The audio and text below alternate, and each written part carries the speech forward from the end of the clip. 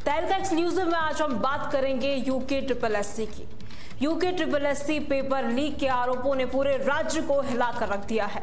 रामनगर, चमोली, कर्णप्रयाग, देहरादून, श्रीनगर, हल्द्वानी और पौड़ी समेत तमाम जिलों में बेरोजगार युवाओं का गुस्सा सड़कों पर उतर आया है। परेड ग्राउंड पर दिन रात धरने, जुलूस और पुतला दहन और साथ ही सरकार के खिलाफ जोरदार नारेबाजी जारी है। बेरोजगार संघ ने सरकार की कार्रवाई को मीठी टॉफी बताते हुए परीक्षा रद्द करने, सीबीआई जांच और दोषियों पर सख्त सजा की मांग की है। युवाओं का कहना है कि बार बार लीक से उनका भविष्य दांव पर लग रहा है। उत्तराखंड में बेरोजगारी दर 8.4%, 2024 का ये डेटा है, जहां पर उन्होंने ये कहा है कि इसके बावजूद भी प्रक्रिया में पारदर्शिता की कमी ने आक्रोश को और ज्यादा भड़का दिया है। प्रदर्शनकारियों ने पेपर लीक के आरोप लगाए हैं और ऐसे में लीक मामलों का हवाला देकर सरकार पर सिस्टमैटिक फेलियर का आरोप भी लगाया है। परेड ग्राउंड पर सैकड़ों युवा दिन रात धरने पर डटे हैं। उन्होंने जुलूस निकाला, सड़कें जाम की और सरकार के खिलाफ नारेबाजी की।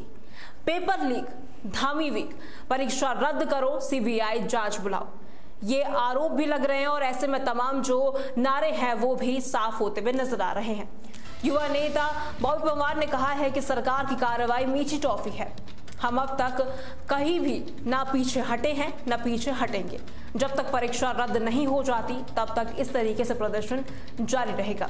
वहीं मुख्यमंत्री पुष्कर सिंह धामी ने इसे नकल जिहाद करार देते हुए कहा कि दोषियों को बख्शा नहीं जाएगा, लेकिन आयोग ने परीक्षा रद्द करने से इनकार कर दिया है।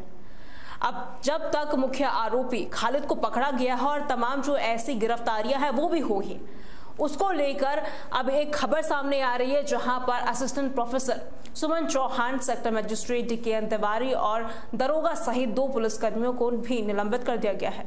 रिटायर्ड हाईकोर्ट जज की निगरानी में SIT गठित की गई है जो 1 महीने में रिपोर्ट देगी, लेकिन युवाओं का कहना है कि कागजी कार्रवाई है ये सिर्फ, और आंदोलन और ज्यादा तेज होता जाएगा जब तक उनकी मांगे पूरी नहीं हो जाती।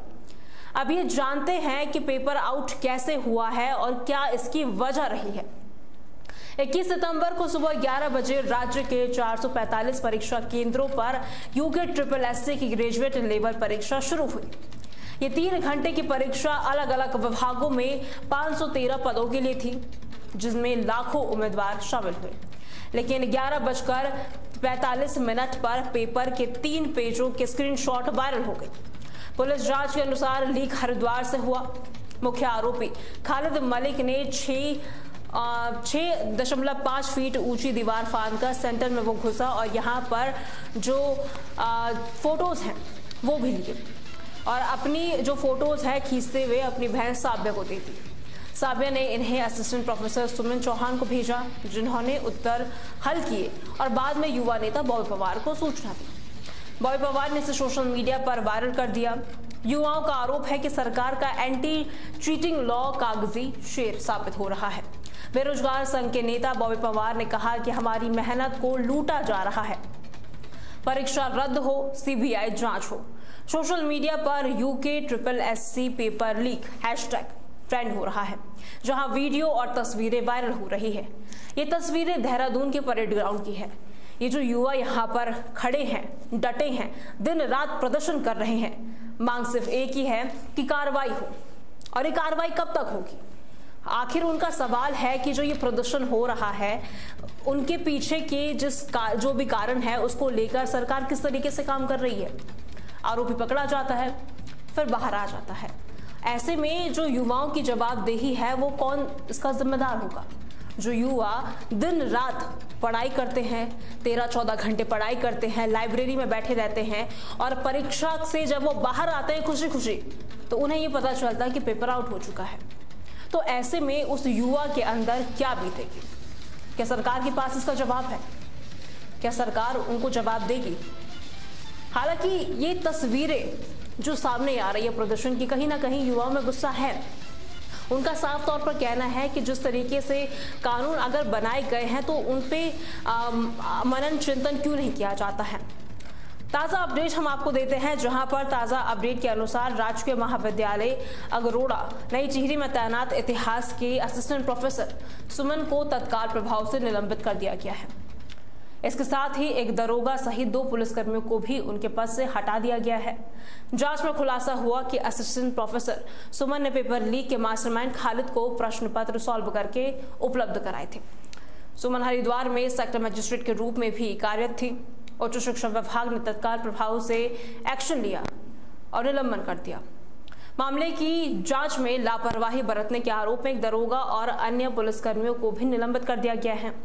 विशेष जांच टीम यानी कि SIT की पड़ताल में सामने आए तथ्यों के आधार पर यह कार्रवाई की गई है। UKSSC पेपर लीक मामले में अब तक मुख्य आरोपी खालिद सहित कई लोगों को गिरफ्तार किया जा चुका है। सरकार ने इस घोटाले की गहराई तक जांच के लिए विशेष जांच दल का गठन किया है, जो लगातार नए खुलासे कर रहा है। पेपर चोर गद्दी छोड़, बीजेपी हाय हाय और न्याय दो वरना राज करो जैसे तमाम जो नारे हैं वो लग रहे हैं। और ऐसे में बेरोजगार युवा परेड ग्राउंड से लेकर विकास नगर, मसूरी रोड और राजपुर रोड तक फैले प्रदर्शनों में जुटे हुए हैं। महिलाओं और छात्र संगठनों की भागीदारी ने इस आंदोलन को और ज्यादा व्यापक बना दिया है, जो अब हरिद्वार, नैनीताल और अल्मोड़ा जैसे जिलों तक फैल चुका है।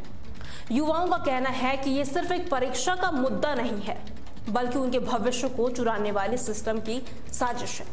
ये प्रदर्शन सिर्फ 21 सितंबर की UKSSC परीक्षा के लीक तक सीमित नहीं है। पिछले 2 सालों में उत्तराखंड में कम से कम 5 प्रमुख भर्तियां परीक्षाओं में पेपर लीक की घटनाएं सामने आई हैं।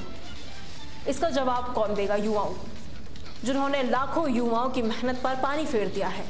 वो युवा जो दिन रात मेहनत करता है, पेपर देता है और उसके मेहनत पर पानी फिर जाता है। जांच एजेंसियों के अनुसार ये लीक अक्सर परीक्षा केंद्रों पर तैनात स्टाफ, कोचिंग सेंटर्स और राजनीतिक संरक्षण से जुड़े गिरोह की मिलीभगत से होते हैं। लेकिन उनमें जो ये धांधली होती है, युवाओं का इसमें क्या कसूर? उत्तराखंड में बेरोजगारी सिर्फ आंकड़ों का खेल नहीं, बल्कि युवाओं की जिंदगी का सवाल है। आधिकारिक आंकड़ों के अनुसार 15 से 29 आयु वर्ग में बेरोजगारी दर 2023-24 में 14.2% से घटकर 9.8 हो चुकी है, जो राष्ट्रीय औसत 13.8% से कम है। लेकिन युवाओं का कहना है कि ये आंकड़े छुपे हुए हैं। ग्रामीण क्षेत्रों में छिपी बेरोजगारी, जैसे खेती में मजबूरी का काम, इन तमाम चीजों को नजरअंदाज किया जाता है। राज्य में कुल बेरोजगारी दर 4.3% बताई जाती है, लेकिन वास्तविकता में 15% से ऊपर होने का दावा युवा संगठन कर रहे हैं।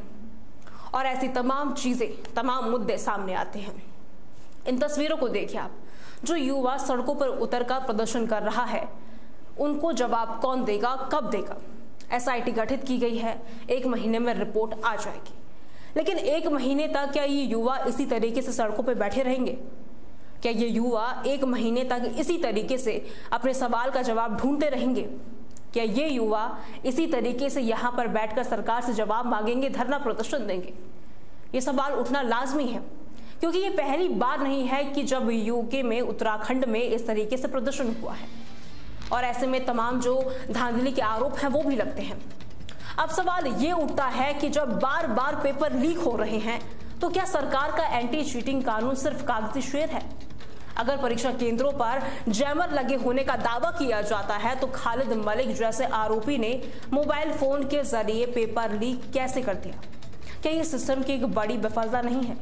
और बड़ा सवाल, क्या यह आंदोलन उत्तराखंड में भर्ती परीक्षाओं में सुधार का एक निर्णायक मोड़ आएगा, या फिर उत्तराखंड में भी नेपाल जैसे हालात होंगे? तहलका एक्सक्लूसिव में फिलहाल के लिए इतना ही। खबरों के लिए बने रहें तहलका डिजिटल के साथ।